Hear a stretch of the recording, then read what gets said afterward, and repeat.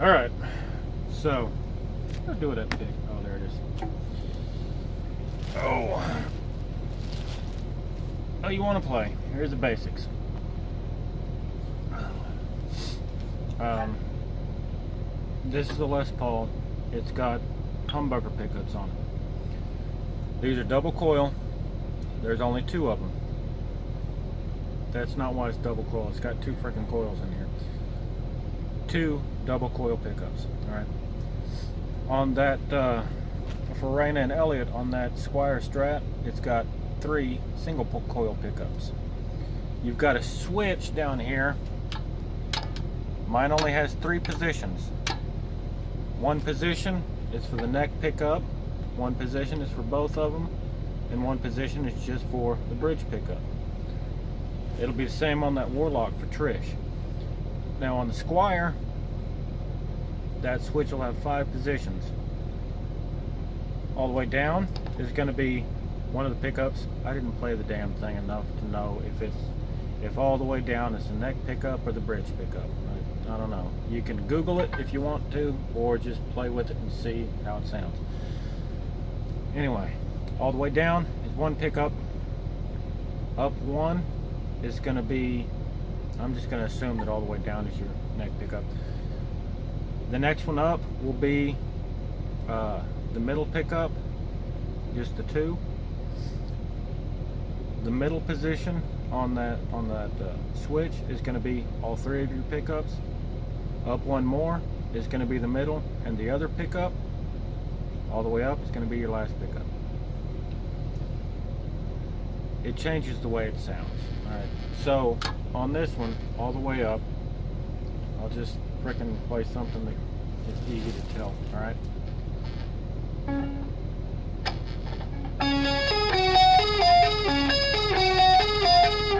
See how that sounds. Now, go to both pickups. Not a lot of difference. But if I go to just the neck or just the bridge,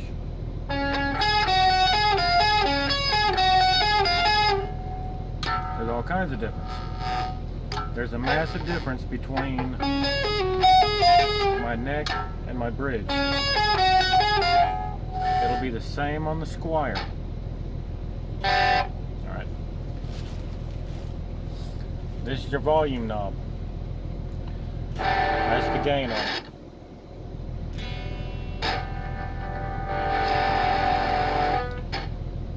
If you put it about halfway, all the way up, gives you some distortion. Okay. Now, here's your tone knob. All that does is change the tone a bit. Now, that's the hardware. This is the bridge. This is the neck. These are strings, this is a pick, and these are the frets. Now, standard E tuning is what most of us play. Damn it. Unless your name's Kirk Hammett, in which case you drop to D. Almost all your Metallica, I believe, is going to be in D tuning. But, for the sake of playing like a normal human being, this is your E string, A, alpha, D, delta, G, golf, B, bravo, E, echo. That's your high E, your low E. To tune it, download a damn chromatic tuner for your phone and just do it that way.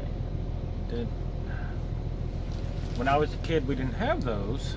We had to do it by ear, and it sucks. Use the tools you got. If you want to do Stone Age ear tuning, you can tune the E, because there's no cheat to it. It's just got to sound like a low E. That's all I can give you on that. Once you have it tuned, put a 5th fret on it. Obviously, you can see why it's the 5th fret. 1, 2, 3, 4, 5. So, 5th fret of the E, 5th fret of the E string is an A note. Match your next string to it because it's the A string. 5th fret on the A is a D. Match your D string. 5th fret on the D is a G. Match your G string. Now this is where it gets screwed. 4th fret on the G is a B note. Match your second from the bottom to that. Alright? Then back to the 5th fret E. And that matches the bottom two. Basic music theory, A through G. So, this is your A string, right here, the second one. So you've got A, open, B,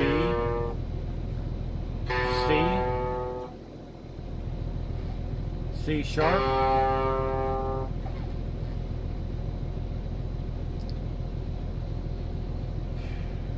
it's been a long day. Forget that. A sharp, B, C sharp, D sharp, E, F sharp, G sharp, A again. B Bravo and E Echo do not have sharps. And if some jackass asks you to play a C flat, it's a frickin' B. Alright, a flat is low, sharp is high. B flat is an A sharp. A sharp is frickin' B flat. A sharp is above A, so you've got A sharp, or B flat, whatever you want to call it. Normal human beings call it an A sharp. Especially guitar players, because we don't tune to flats.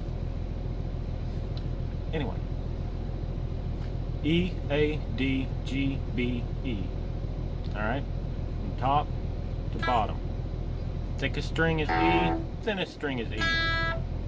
It's the ones in the middle that you gotta remember. That aside, them's the basics. Well, and holding the pick. And if you jump on YouTube and look up how to hold a pick, you'll get 99 different opinions, and all of them's right. There's not a wrong way. Scratch that. If you're holding a pick like this, you're holding it wrong. But as long as you frickin' got a hold of it, and you're not having half the frickin' pick sticking out, you're probably doing alright. I don't leave much sticking out. This is how I hold it, alright? This one says Fender on it, and you can feel Fender. Incidentally, that's the style of guitar that the Squire is, a Fender. This is a Gibson style with the humbuckers. It's getting late, I'm getting tired. So, the part where it says Fender Heavy, I put my thumb on that. The backside that's smooth, that's what I wrap my finger around, alright? This is how I hold it. The reason I hold it like that without much sticking out is because I play a lot of pinch harmonics. And you can't really do that if you've got a lot of pick sticking out. You've got to frickin' twist your whole damn arm down. I just can't do it. I'm not doing that. I'll show you how to do pinch harmonics later. There's pinch harmonics, there's artificial harmonics, all kinds of crap on the guitar. Now, what I am going to show you is power chords, because they're freaking easy. And if you're playing rock, you're going to be playing power chords. Playing Metallica, pretty much all you're going to be playing, but you're going to be playing in D. But, power chord, since this is tuned to E, top string, the G power chord is going to be the 3rd fret up, because that's E, F, F sharp, G. Where your first finger is, that's the name of the power chord. Hold your first finger on the 3rd fret of the E string. Take your ring finger, bar the next 2 chords, 2 frets up. What I mean by bar is press down on both of those so that both of those next strings ring out. Your top 3 strings should ring out. Your next one should not. Your ring finger should be preventing the G string from ringing. That's because when you're strumming, you're probably going to snag that in the beginning until you get enough practice to just hit 3 strings at a time.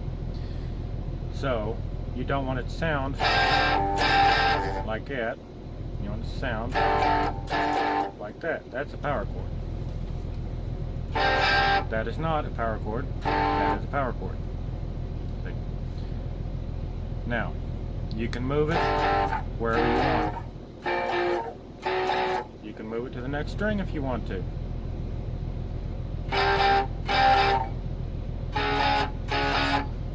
Go wherever you want with the power chord. Nobody cares, as long as it sounds right. If you want to name them by the note that your first finger is touching.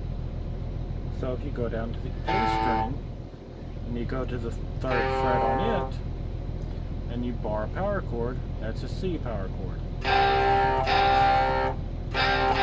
Because this is a C. Alright? That's all there is to power chords. However, there's one other way to do it. If you can't seem to get that bar right, if you can't get the 3rd string to ring out or something, use your pinky. Alright? You can do it like that.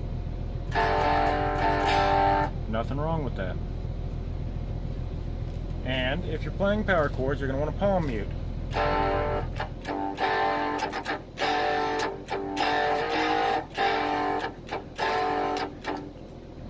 To palm mute, normally you've got your hand back here on the bridge. Well, I've got this behind the bridge, but normally you'll have it behind the bridge because you can press on these and it'll have no effect on the sound. If you put your hand up here, you're not going to have any sound. So to palm mute, you want the side of your hand to just barely touch the strings. Barely. Because you still want them to ring a little bit. You want to be able to hear them. If you put your hand up here, you're hearing shit. So, or however you want to do it. But just barely put your hand there so that you can still hear the 3 chords ring. Or the top one if you want to do that. The point is, barely touch the string. You can practice that on and off by just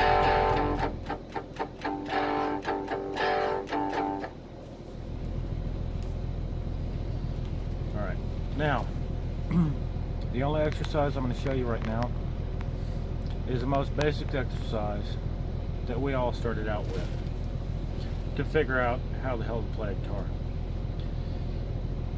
To get your left hand to work and your right hand to recognize how to work, go to the E string, put your first finger on it.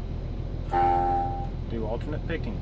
Down, up, down, up. 1 finger per fret. Alright? Go to 4. Then go down to the next string. Down, up, down, up. Next string. Damn it. Looking at my camera instead of my guitar. Next string. Till you get to the bottom. Then slide up and go backwards.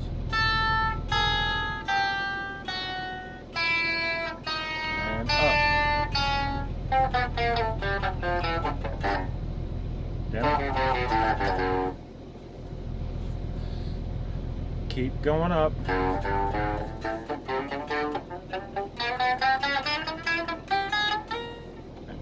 as fast or as slow as you want, slow as you need to, and then gradually speed up.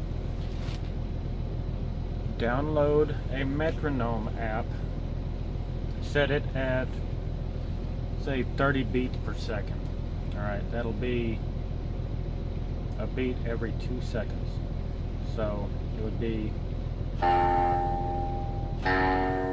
like that slow.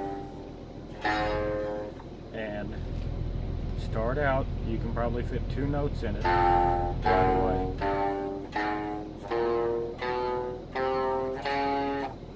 Okay. You get the metronome because it's timed, and it will give you the beats to match your left hand and your right hand. We didn't use metronomes when I was younger.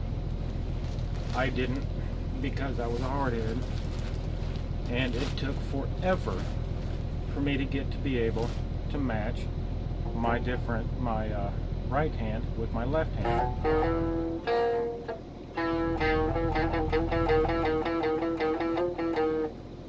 And until you get that, until you get a good timing with your right hand and left hand, you're going to sound like this. You're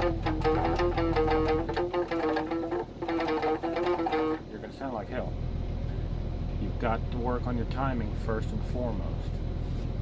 Then you can work on speed. But get your right hand talking to your left hand first. Get your left hand to recognize frets and where it's going, and pressing down on the note so it doesn't sound like this. Alright, you want each note to ring, and you don't want to play like that. Alright, you want to play with the tips of your fingers. Alright, the tip should go on here so that if you play this string, the next one will ring.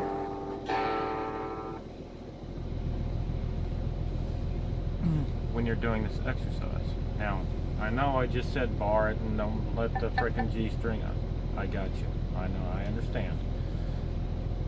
But when you're doing this exercise, do it with your fingertips.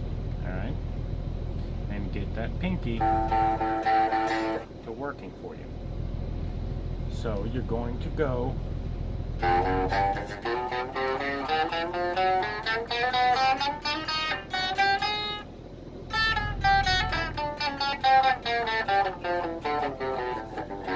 and you're going to go all the way up and keep going until, well, I stop at the 12th fret here. 2 dots are the 12th fret, because I can still do it at the 12th fret,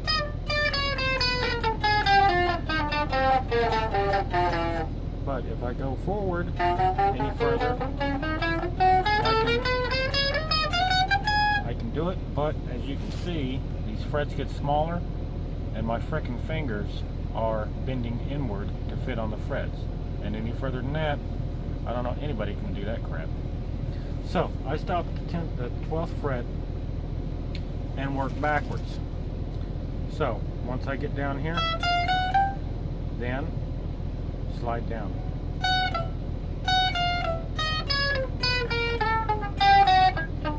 Damn it. And back. Come back down and slide down.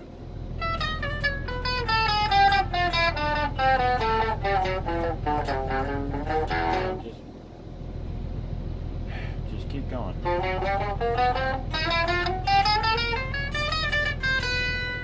And go all the way back down. That will get your right hand and left hands working together. And start getting them in sync. You're not going to be able to go fast in the beginning, most likely, because you've never done this before. And that's okay. You can work on speed later. If you use the metronome and get used to get your hands working together on timing, you'll be able to get your speed a bit easier later on and make it sound a little bit cleaner so that you don't sound like ass when you're playing. But for now, that's all I intend to show. I'll upload another video later on. If you have any specific questions, drop them in the comments down there. When I have time, I'll upload another video for you, alright? Enjoy.